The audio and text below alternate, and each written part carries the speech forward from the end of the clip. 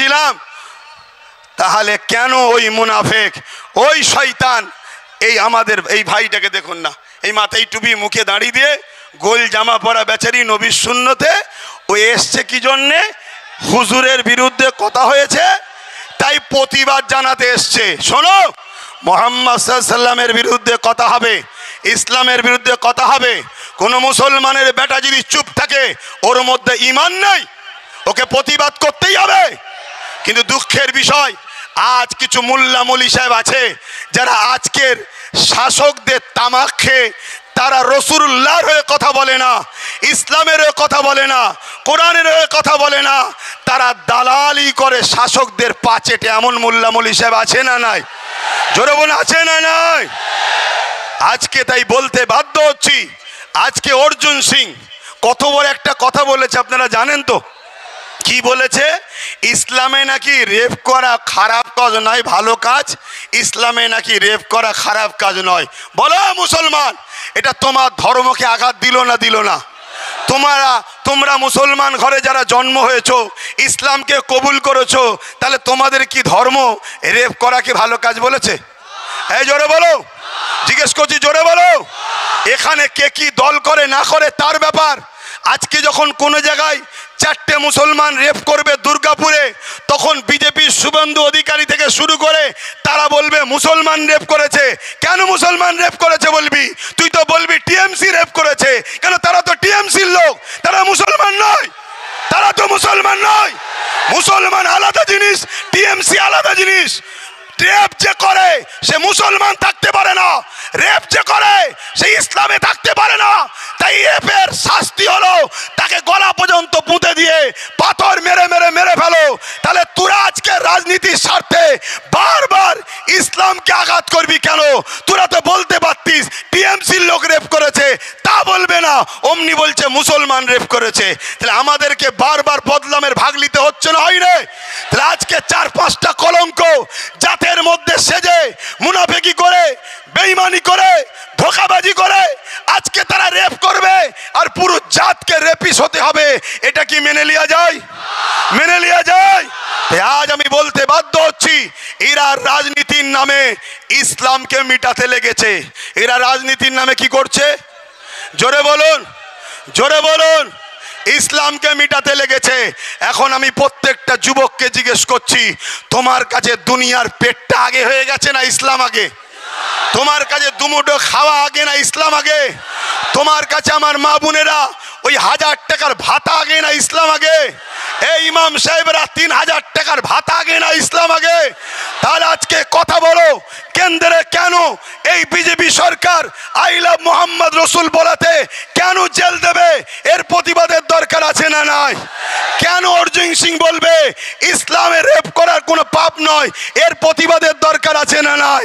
শুধু প্রতিবাদ নয়, অর্জুন সিংয়ের নামে কেস হয়েছে, তাকে কি পশ্চিমবাংলা সরকার অ্যারেস্ট করছে?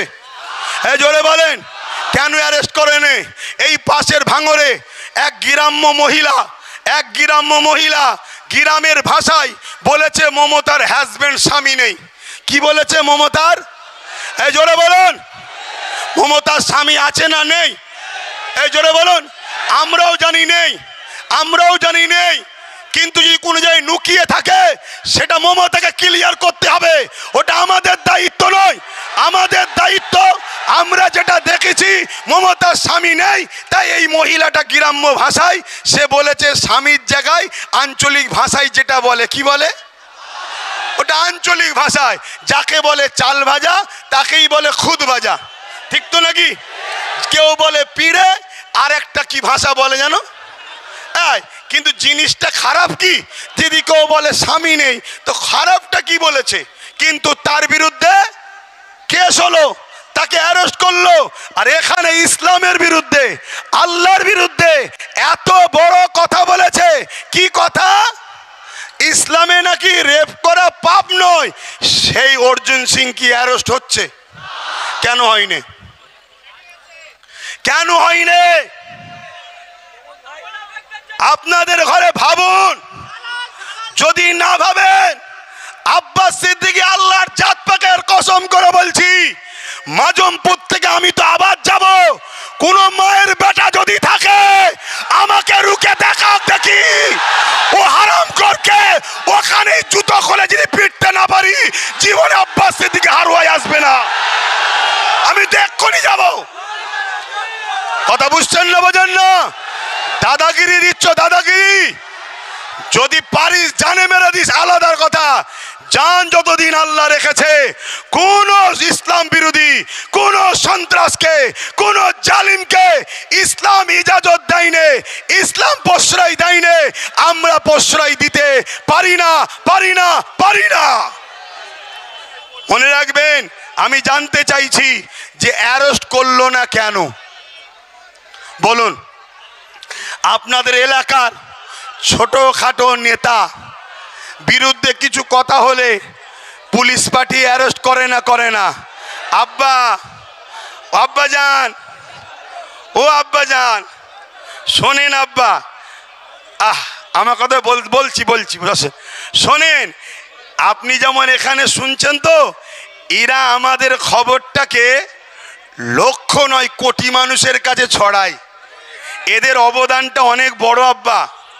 আর এরা আমাদের খবর ছড়াই বলে কিছু জাহান্নামী কুকুর আবার এদেরকে মারবে বলে।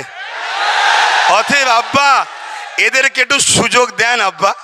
আমি জানি আপনি জোশে এসছেন, আপনার বুকে ব্যথা হচ্ছে যে হারা আমাদের কাঁধে উঠে আমাদেরই কল্লা কাটলি, আমরাই তোদেরকে আনলাম, আমরাই তোদেরকে জিতাচ্ছি, আমরাই তোদের হয়ে লড়ছি, আমরাই তোদেরকে জায়গা দিচ্ছি, আর তোরা ক্ষমতায় এসে আমাদেরই আল্লাহকে গাল দিচ্ছিস। যদি বলেন ও তো বিজেপি, কে বলেছ বিজেপি? ও যখন টিএমসিতে ছিল আজানের বিরুদ্ধে কেস করেছিল না করেনি? জোরে বলেন। তাহলে আজকে গেছে বিজেপিতে, কিন্তু বিজেপিতে গেছে না পাঠানো হয়েছে শুধুমাত্র মুসলমানকে ধোকা দেবে বলে, ভয় দেখাবে বলে। তাই ভাই আমি একটা প্রশ্ন এখানে আটকে রয়ে গেলাম, যে এত বড় কথা বলল আল্লাহর বিরুদ্ধে, ইসলামের বিরুদ্ধে, যে রেপ নাকি ইসলামে পাপ নয়, একে অ্যারেস্ট করা হয়েছে কেন হলো না? একটা ছোট্ট যদি বুথের মেম্বার শাসক দলে, সে বিজেপি হোক আর টিএমসি হোক, যদি কিছু কথা প্রশাসনকে বলে বিনা দেখাতে, বিনা ইনফরমেশনে, বিনা তথ্যেই তাকে তুলে নিয়ে যে বন্দি করে না, করে না? নবী বংশের আওলাদ কোরাইশ খানদানের বাচ্চা নওশাদ সিদ্দিকীকে এবং তার সাথীদের ঘরে কলকাতায় তুলে নিয়ে যে 42 দিন জেলে ভরেছে না, ভরেনে? কিন্তু অর্জুন সিংকে ধরছে না কেন? একটাই কারণ, যাকে আমরা ভোট দিয়ে ক্ষমতায় রেখেছি এই মমতা হলো বিজেপির লোক। অতএব বিজেপির লোক যখন ইসলামকে গাল দিয়েছে একে ধরবে না। তাহলে আমরা ভোট দিয়ে এমন লোকের হাতে ক্ষমতা দিলাম যে কিনা আমার আল্লাহকে গাল দিল অ্যারেস্ট করে না, আমার দিনকে গাল দিল অ্যারেস্ট করে না। অ্যারেস্ট করবে কাকে? নির্দোষ মুসলমান এবং গরিব, এসসি এসটি নিচু জাতের মানুষকে অ্যারেস্ট করছে। এটা সত্য কথা তো নাকি? তাহলে বলুন, প্রশাসনের কোনো দোষ নাই। প্রশাসন চলে কিসে? প্রশাসন চলে নেতাদের ইশারায়। আর নেতা বানিয়েছি আমরা তাদেরকে, আমার আল্লাহকে গাল দিলে যাদের কোনো যায় আসে না, আমার ইসলামকে মিটাতে চাইলে যাদের কোনো যায় আসে না, আই লাভ মোহাম্মদ রসুলের ব্যানার খুলে ফেলে দেওয়া হয়, তাদের কোনো যায় আসে না। তাহলে ভুলটা সবার আগে করেছে কারা? জোরে বলুন কারা? জোরে বলুন কারা? এখানে উলামারা রয়েছে।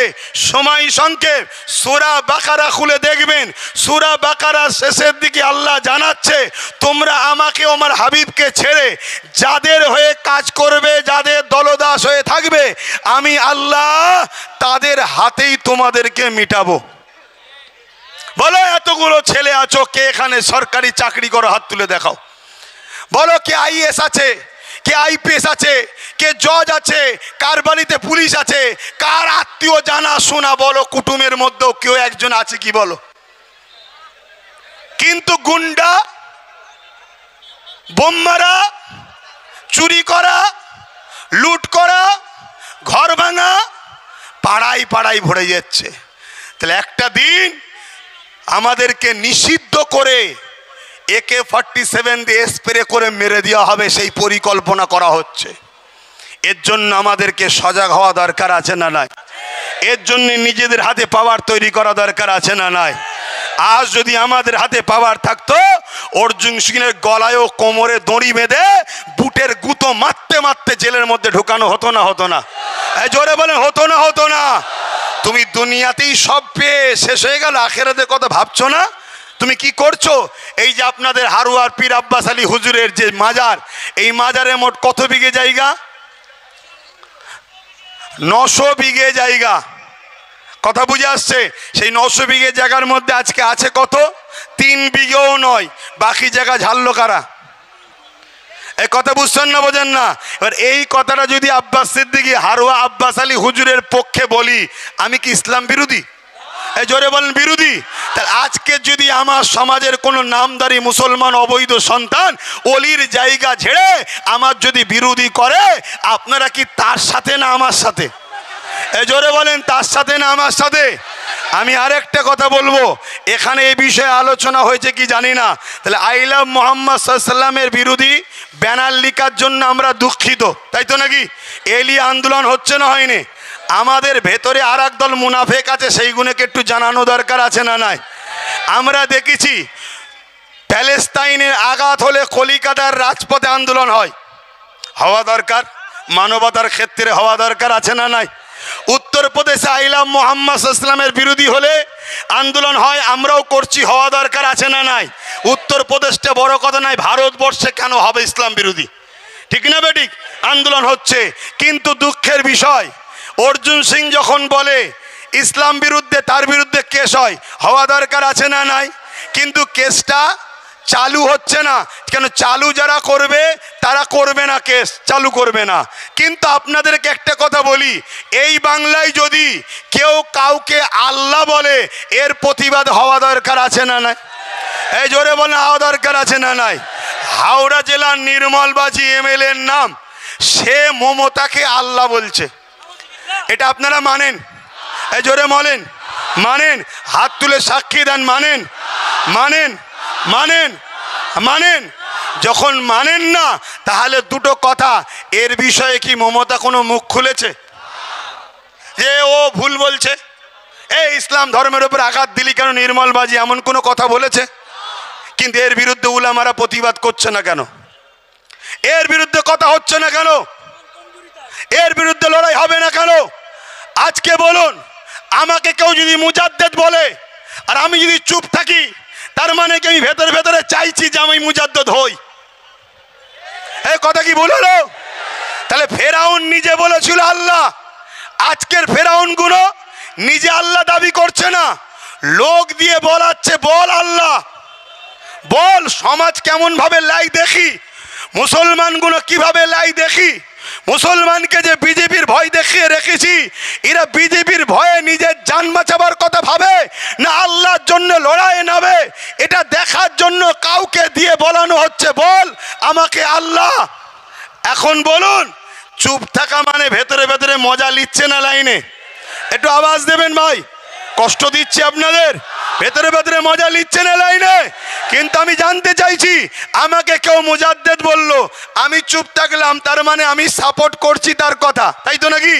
কিন্তু আমার যদি কেউ বিরোধী না করে এবং আমার পক্ষে যদি সে থাকে, তাহলে আমার বিষয়ে যে মুজাদ্দেদ বলেছে এটাকে সাপোর্ট করছে না করে নে। আমি বুঝাতে পারছি? বুঝাতে পারছি? ধরুন মৌলানা আব্দুর রশিদ সাহেব আমাকে বলেন, বুঝাবার জন্য বলছি, আপনি রেখে যাবেন না তো? কেন, আপনারা সব দাদা হুজুরের ভক্ত তো। ধরেন আমাকে মুজাদ্দেদ বলেছে, নাউজুবিল্লাহ, বুঝাবার জন্য বলছি। আমি ধরুন চুপ করে রয়ে গেলাম, তার মানে ওর কথাটা আমার বেশ ভালোই লেগেছে। কিন্তু আপনারাও আমার সঙ্গে মিশছেন প্রতিবাদ না করে, আমাকে সাপোর্ট করছেন, তার মানে আপনারাও কি আমাকে মুজাদ্দেদ বলে মানছেন না মানেন? তাই তো মিশছেন, নাই তো বিরোধী করতেন। তাহলে আজকে কেউ মমতাকে বলল আল্লাহ, মমতা ব্যানার্জি প্রতিবাদ করছে না, ভেতরে ভেতরে মজা লাগছে। আর এরপরে আমরা মুসলমান যদি ওই মমতাকে সাপোর্ট করি, তার মানে ওকে আল্লাহ বলে মানে লিয়া হলো না? হলো না? মুসলমান কি করে ইমানদার থাকতে পারে? এই কথা বলাতে অনেক মুনাফিক উলামাদের গায়ে লেগে গেছে। অনেক মুনাফিক মুসলিম দাবিদার বেঈমান নেতাদের গায়ে লেগে গেছে। যারা হাকিকাতে মুসলমান হবে, যাদের গায়ে ইমানদারের খুন থাকবে, একটা পরিচয় বলে যাচ্ছি, তারা গুনাহগার হতে পারে, ইসলামের দুশ্মন কোনোদিন হবে না। আর যারা মুসলমান দাবিদার ইসলামের যদি দুশ্মন হয়, আমার ভাষাটা একটু কড়া হতে পারে, আল্লাহ রসুলের স্বার্থে বলছি, তুমি আমায় বয়কট করলে আমার কিছু যায় আসে না। যদি মুসলমান দাবিদার আল্লাহ রসুলের দিনের দুশ্মন হয়, দুশ্মনদের সঙ্গে দল করে, দুশ্মনদের ঘরে ক্ষমতায় আনে, দুশ্মনদেরকে তাকতে আনে, আপনাকে বলতে বাধ্য হচ্ছি শরীয়তের কথা, আপনাকে রাজ বলতে বাধ্য হচ্ছি আল্লাহ রসুলের স্বার্থে। সে মুসলিম ঘরে জন্ম নিয়েছে ঠিকই, মাফ করবেন, হয় তার শরীরের রক্তটা কোনো অমুসলিমে ঢুকেছে, আর নচেত তার খাদ্যর মধ্যে সম্পূর্ণ হারাম ঢুকায়, তার রক্ত আর হালাল নেই, হারাম হয়ে গেছে। কথা বুঝে আসছে না? নয় কেন? যত বড়ই পাপী হোক, মুসলমানের খুন কখনো ইসলামের বিরোধী হতে পারে না। গান শুনতে পারে, ফাংশন দেখতে পারে, যাত্রা দেখতে পারে, আরো ইত্যাদি ইত্যাদি জেনার মতো পাপ করলেও করে ফেলতে পারে, কিন্তু ইসলামের দুশ্মনী কখনো মুসলমানের খুন করতে পারে না। হালালি তার বাপ যদি ইমাম মুসলমান হয়, সেই খুন কখনো ইসলামের দুশ্মনী করতে পারে না। এখন একটা ছোট্ট কথা বলে আমি প্রোগ্রাম শেষ করব। একটা ভিডিও কাটিং চলছে আমার নামে, কি আমি নাকি বলেছি মমতাকে ভোট দিয়া হারাম। এই শুনেছেন? একটু বলবেন ভাই, শুনেছেন? শুনেছেন? একটু বলবো না ছেড়ে দিয়ে যাব? একটু খুলে দিয়ে যায়, কি গো খুলে দিয়ে যায়। আবার একটা 30 সেকেন্ডের ভোট বেরিয়েছে, সেখানে নাকি বলছি বিজেপিকে ভোট দিবার কথা। বেরিয়েছে না বেরোয়নি? কিন্তু ওই ভিডিওটা আপনাদেরকে বলবো, যারা ছাড়ছে তারা পশ্চিমবাংলা সরকারের দলের চামচা। শুনছেন? অতএব আপনারা পুরো ভিডিওটা দেখুন, সেখানে আমি মমতাকেই কিন্তু সেই সময় পক্ষপাতী করেছিলাম। শুনছেন না শোনেননি? আচ্ছা বলুন তো, কোনো একটা জায়গা যদি মসজিদ থাকে সেখানে দান করব না করব না? কিন্তু কাল যদি মসজিদটা দখল হয়ে যে অন্য কিছু স্কুল কি বলে সিনেমা হল বা খারাপ জায়গা জোর করে কেউ করে ফেলে, আর দান করা যাবে? তখন আর দান করা যাবে, সেখানে নামাজ পড়া যাবে। স্পেনে যেমন 800 বছর মুসলমান রাজত্ব করেছিল, এই আমাদের মতো গাফিল হওয়ার জন্যে, আমাদের মতো এর পিছনে ঘোরো ওর পিছনে করো, কিছু ভিক্ষা লাও, খাও, শো, ঘুমো, এই গাফিল হওয়ার জন্য আজকে পুরো স্পেন মুসলমান সেখানে আর খুঁজে পাওয়া যাচ্ছে না। সাবধান হন, সতর্ক হন, জাগাচ্ছি আপনাদেরকে। তো ভাইয়ের আমার, আমি আপনাদেরকে এই বিষয়টা বলি, সেটা হলো এটাই, আমি ওই বক্তব্যটা বলেছিলাম, একটু সময় নিচ্ছি ভাই, 2 থেকে 3 মিনিট। বক্তব্যে বলেছিলাম যে আল্লাহ নবী বলেছেন অন্যায় দেখলে হাত দিয়ে রোখো। এটা হাদিস তো নাকি? একটু উলামারা বলবেন ভাই, একটু বলবেন। অন্যায় দেখলে হাত দিয়ে রোখো, যদি হাতে ক্ষমতা না থাকে মুখ দিয়ে প্রতিবাদ করো, যদি মুখে ক্ষমতা প্রতিবাদের না থাকে অন্তর থেকে ঘৃণা করো। কেন্দ্র সরকার সংখ্যাগরিষ্ঠতার জোর দেখিয়ে ওয়াকাফ কালা কানুন করে মসজিদ, মাদ্রাসা, কবরস্থান, ঈদগাহ, খানকাকে ভেঙে দিবার বা দখল করে নিবার যে পরিকল্পনা করছে, এটা কেন্দ্র সরকার নাই করছে না অন্যায় করছে? একটু সবাই বলবেন। তাহলে ইসলাম বলছে অন্যায় দেখলে কিভাবে রুখতে হবে? হাত দিয়ে। 1 নম্বর ঈমান। যদি হাতে ক্ষমতা না থাকে মুখ দিয়ে প্রতিবাদ করো, 2য় স্তরের ঈমান। যদি মুখেও প্রতিবাদ করতে না পারো অন্তর থেকে ঘৃণা করো, 3 নম্বর স্তরের ঈমান, একদম শেষ স্তর। এরপরের কোন স্তর আছে? এরপরে কোন স্তরের কথা রসুল বলেছে? একটু বলবেন উলামা ভাইরা বলেছে। তাহলে নম্বর 1 ঈমান কি? হাত দিয়ে যদি বিজেপির বিরুদ্ধে লড়ে তাহলে 1 নম্বর ঈমান। হাতে ক্ষমতা নেই, মুখ দিয়ে যদি প্রতিবাদ করে 2য় স্তরের ঈমান। মুখে প্রতিবাদ করতে পারে না, অন্তর থেকে ঘৃণা করে, বিজেপিকে ঘৃণা করে দূরে সরে থাকে, এটা শেষ স্তরের ঈমান। কিন্তু একটা লোক দেখা যাচ্ছে হাত দিয়েও প্রতিবাদ করে না, রোকে না, মুখ দিয়ে প্রতিবাদ করে না, অন্তর থেকে বিজেপিকে ঘৃণা করে না, ভেতরে ভেতরে বিজেপিকে ভোটও দিচ্ছে। বলুন ওই মুসলমানটার ঈমান আছে? জোরে বলুন ঈমান আছে? কেন ভোট দিয়ে মানে সাপোর্ট করা, অর্থাৎ বিজেপিকে শক্তিশালী করলো মুসলমানটা। আর সেই বিজেপি কি করবে? ক্ষমতার জন্য মসজিদ ভাঙবে, মাদ্রাসা ভাঙবে, কবরস্থান ভাঙবে, ঈদগাহ ভাঙবে, ইসলামের বিরোধী করবে। যারা ইসলামের বিরোধী করে, মসজিদ ভাঙে, মাদ্রাসা ভাঙে, কবরস্থান ভাঙে, তাদেরকে সাপোর্ট করা আর কাজ করা এক না আলাদা? তাহলে তার মধ্যে ঈমান থাকতে পারে? এই কথাটা আমি বলেছি, এটাকে দেয়নি। এই শুনছেন? এটাকে দেয়নি কেন? এই বেঈমানগুলো আমাকে বিজেপির সঙ্গে জড়াতে চাই না। যদি এটা দিয়ে ফেলে তাহলে তো সবাই বলবে আব্বাস সিদ্দিকী বিজেপি হয় কি করে, সে তো বিজেপিকে দিয়া হারাম বলছে। এজন্য এটা দেয়নি। দিয়েছে কি? তারপরে আমি বলেছি কি, মসজিদ ভাঙবে, মাদ্রাসা ভাঙবে বিজেপি, আর রাজ্য সরকার যদি বলে বিরোধী করা যাবে না, গুলোগুলি করলে আমি বড় দুশ্মন হব, তাহলে বলুন মমতা মসজিদ মাদ্রাসার পক্ষে না বিজেপির পক্ষে? এটা আওয়াজ দেবেন না? আওয়াজ দেবেন না? উদাহরণ হিসাবে বলছি, কোন একটা দোকান ধরুন আমি ভাঙছি, বুঝাবার জন্য বলছি, ভাঙার পক্ষে নয়, আল্লাহ মাফ করুক। আর আপনারা বলছেন ভাঙছে ভাঙুক, কেউ রুখতে পারবে না। তাহলে আপনি দোকান ভাঙার পক্ষে না দোকান ভাঙার পক্ষে না কি বলে আমার দোকান ভাঙার পক্ষে না দোকানকে বাঁচাবার পক্ষে? ভাঙার পক্ষে, তাই তো চুপ করে রাখছেন। তাহলে আজকে বিজেপি ওয়াকফ আইন করে মসজিদ মাদ্রাসা কবরস্থান ভাঙতে চাইছে, আর রাজ্য সরকার বলছে বিরোধী করা যাবে না, করলে সব থেকে বড় দুশ্মন আমি হব। তাহলে রাজ্য সরকার বিজেপির পক্ষে না মাদ্রাসা মসজিদের পক্ষে? জোরে বলবেন, জোরে বলবেন, জোরে বলবেন। তাহলে মাদ্রাসা মসজিদের বিরোধী যারা, তাদেরকে ভোট দিয়ে শক্তিশালী যারা করে, রাসূলুল্লাহর হাদিস অনুযায়ী ওর বিরুদ্ধেও যেমন হাত দিয়ে লড়তে হবে, এর বিরুদ্ধেও লড়তে হবে। হাতে ক্ষমতা নেই, মুখ দিয়ে প্রতিবাদ করো, এর বিরুদ্ধেও প্রতিবাদ করো, অন্তর থেকে ঘৃণা করো, একেও ঘৃণা করো। ওকে যদি ভোট দিলে যেমন ঈমান যায়, এই বিজেপির দালাল একেও ভোট দিলে ঈমান। জোরে বলেন। এই কথাটা আমি মূল বলেছি। এবারে বলুন আপনারা, রাসূলুল্লাহর হাদিস আগে না দুনিয়ার এই শয়তানগুলো আগে? বলুন বলুন বলুন, হাত তুলে বলুন। তাহলে আব্বাস সিদ্দিকী কিছু ভুল বলেছে? যদি ভুল বলে থাকি সেটা শিখিয়ে দেন না। দিনের স্বার্থে বলেছি, দিনের স্বার্থে বলেছি, মসজিদ মাদ্রাসা বাঁচাবার স্বার্থে বলেছি, কবরস্থানের জন্য বলেছি, খানকার জন্য বলেছি।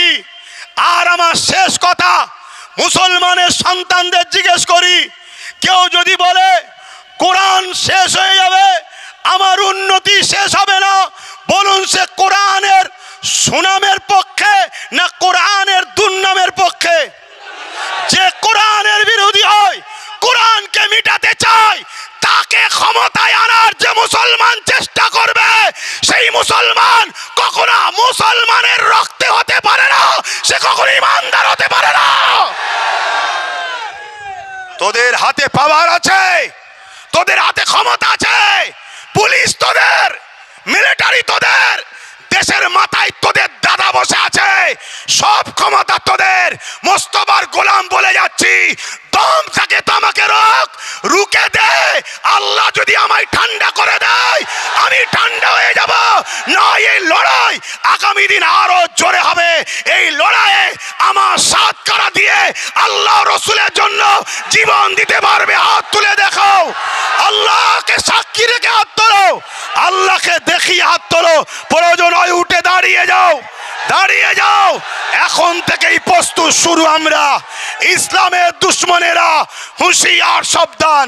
ইসলামের দুশ্মনেরা, ইসলামের দুশ্মনেরা, গুস্তাগে রসুলেরা, গুস্তাগে রসুলেরা, গুস্তাগে রসুলেরা, দিন ইসলামের দুশ্মনেরা, আল্লাহ বিদ্বেষীরা, নারে তাকবীর। হিন্দুরা আমাদের ভাই, দলিতরা আমাদের ভাই, সাঁওতালরা আমাদের ভাই, ভাই ভাইয়ের সঙ্গে মিশবে। কিন্তু কেউ যদি আমার ধর্মের উপরে আঘাত দেয়, প্রতিরোধ হবে না? হবে না? আমরা কারো ধর্মের উপরে আঘাত দিই না। আমার কথাতে, ভাষাতে, ব্যবহারে কেউ কষ্ট পেলেন? কষ্ট পেলেন? তাহলে আমার এই ভাইটাকে মেরেছে, এর বিচার হওয়া দরকার আছে না নাই? হাত তুলে বলুন দরকার আছে না নাই? প্রশাসনদের উপরে আমাদের আস্থা আছে না নাই?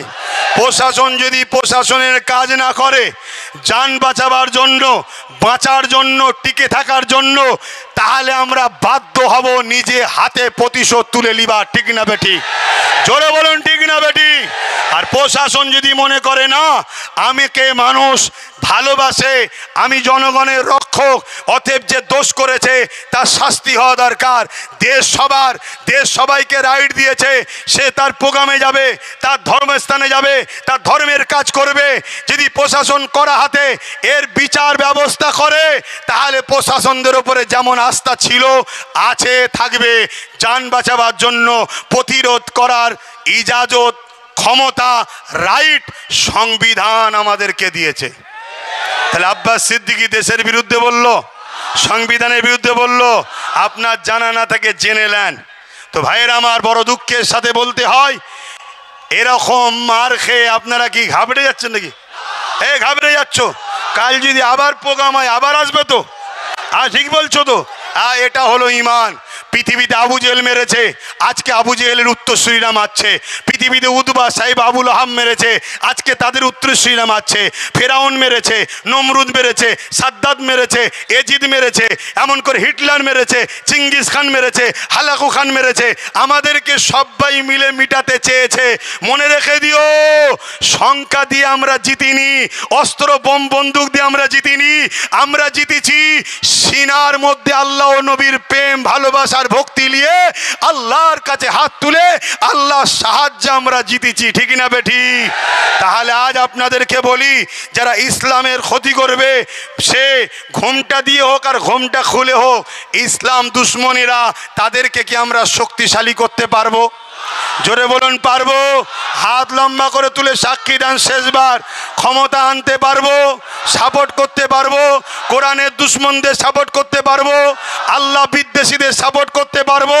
মসজিদ মাদ্রাসাকে যারা মিটাতে চায় আইন করুক, আর মিটাতে গেলে রুখতে যারা বাধা দেয় তাদেরকে সাপোর্ট করতে পারবো। তাহলে একজন, এটা আমার ইমানি দায়িত্ব। তো এটা আমার কি ইমানি দায়িত্ব। কিন্তু মনে রাখবেন, আব্দুল্লাহ ইবনে উবাই নাম শুনেছেন তো নাকি? সে মুসলমান ঘরেই জন্ম হয়েছিল, কিন্তু সে ছিল মুনাফেক। কি ছিল? মুনাফেক। এরকম মুনাফেক আমাদের কওমে, গ্রামে, এলাকায় আছে না নাই? তাদের হাতে বোম আছে, বন্দুক আছে, গুলি আছে। তাদেরকে জালিম অত্যাচারী শাসকরা পিছন থেকে শেল্টার দেয়, শুধু মুসলমানদের ঘরে দমিয়ে রাখো, ইরানা ক্ষমতা দখল করে ফেলে। শুনছেন?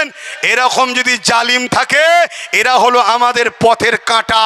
এদেরকে ফলো করুন, এদেরকে খেয়াল করুন, এদেরকে ফলো করুন, এদেরকে খেয়াল করুন, এদেরকে টার্গেট করুন। এরা যদি সুধরে যায়, তওবা করে, আলহামদুলিল্লাহ, দোয়া করি পরিবর্তন হোক। পরিবর্তন যদি না হয়, দিনের স্বার্থে এই রাস্তার কাঁটাগুলো আগে আমাদের ঘরে সরাতে হবে। কথা কি খারাপ লাগছে নাকি? আরে দিনের স্বার্থে সব বলতে রাজি আছি, চলো। শুনছেন না? শোনেন না? তুই দিনের গাদ্দার যদি হোস, তোর মাফ নাই। সব হতে পারে, আমিন আল্লাহ মার খেয়েছে এই দিনের জন্য, আমার রাসূলুল্লাহ রক্তাক্ত হয়েছে এই দিনের জন্য, সিদ্দিক আকবর কাবার জমিনে রক্তাক্ত হয়ে পড়ে গেছে এই দিনের জন্য। অতএব তোমার যাকে ভালো লাগছে করো, কিন্তু আমার দিনের দুশ্মনদের প্রতিহত করার জন্য আমরা যখন সংগঠিত হব, তুমি দিনের দুশ্মনদের বিরোধী না করে আমাদেরকে যদি রুখতে চাও, তাহলে আমরা সাহাবা হুজুরদের সুন্নত পালন করব। তাই তো নাকি? এই সাহাবারা ভুল করেছে? সাহাবা হুজুরদের সুন্নত পালন। হাত লম্বা করে সাক্ষী আল্লাহকে দেখান। ধোকা হচ্ছে না তো? যদি হয় আমার সাথে হবে না আল্লাহর সাথে। কেন হাত আমাকে দেখাতে বলিনি, আল্লাহকে দেখাতে বলছি। হাত নাবান। আর কথা নয়, আমার কথাতে, ভাষাতে, ব্যবহারে কেউ কষ্ট পেলেন, আমার নবীর গোলামরা কষ্ট পেয়েছো, যদি এরপরও সমালোচনা হয়, জানবেন মুনাফেক মুসলমান আর ইসলামের দুশ্মনগুলো সমালোচনা করবে। কেন একটা কথা কি আমি আমার দলের জন্য বলেছি? আমার ঘরের জন্য বলেছি, আমার বাপ মার জন্য বলেছি, আমার কারবারের জন্য বলেছি, আমার নিজের জন্য বলেছি। একটাই লক্ষ্য, ইসলামের দুশ্মনদের বিরুদ্ধে লড়াই করতে হবে, এই জন্য বলেছি। ঠিক না বেঠিক? যে লুহা দিয়েও আমায় কাটছে, ওই লুহা আমাদেরকে দখল করতে হবে, তাহলে ওদেরকে ওই লুহাই সাইজ করে দেওয়া যাবে। ঠিক না বেঠিক গো? এই জায়গায় মনে রেখে দিও। আমার বক্তব্য এখানে শেষ করলাম। আপনারা সকলে ঘরে যাবেন, সুস্থভাবে যাবেন, ভালোভাবে যাবেন। যাবার সময় যদি কোনো রকম সমস্যা হয় থানাতে গিয়ে কেস করবেন। যদি থানা স্টেপ না নেয় তাহলে জানতে হবে পশ্চিমবঙ্গের থানাগুলো ইসলামের বিরুদ্ধে চলে গেছে। অতএব যারা ইসলামের বিরুদ্ধে সে প্রশাসনদের আর সম্মান পাওয়ার উপযুক্ত আমাদের কাছে নয়। ওপেন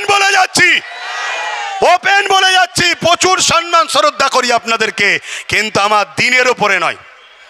আমার দিনের ওপরে কোন আমার বাপও নয়, আমার মাও নয়। তুমি তো কোথাকারের কে? এ কথা কি ভুল লাগছে নাকি? এ যুবকরা ভুল লাগছে?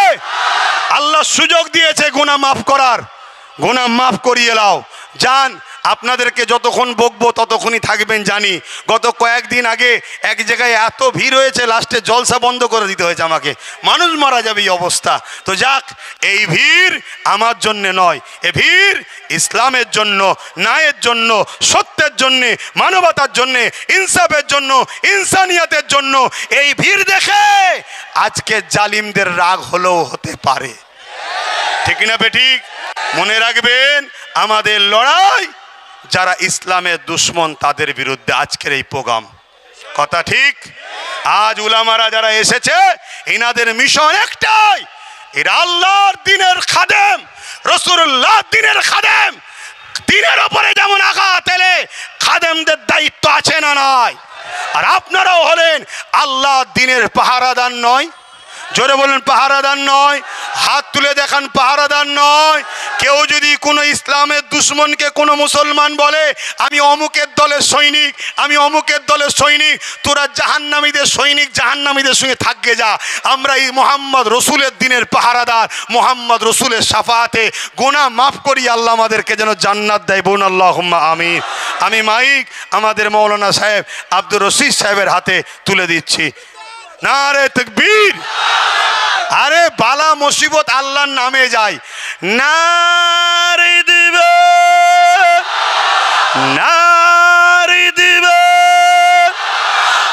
I love, I love, I love মুহাম্মাদুর রাসূলুল্লাহ সাল্লাল্লাহু আলাইহি সাল্লাম।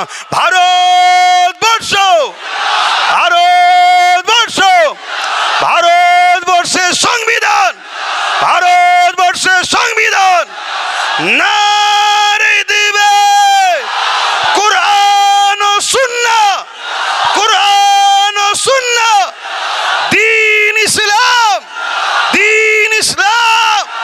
একটু হাত তুলে বলুন লাব্বাইক, লাব্বাইক, লাব্বাইক, লাব্বাইক, লাব্বাইক, লাব্বাইক, লাব্বাইক। ইয়া রাসূলুল্লাহ, আমরা আপনার জন্য হাজির আছি, বলুন আমিন। আসসালামু আলাইকুম। আপনাকে বই দুটো দিলাম ভাইজান, আপনার জুতো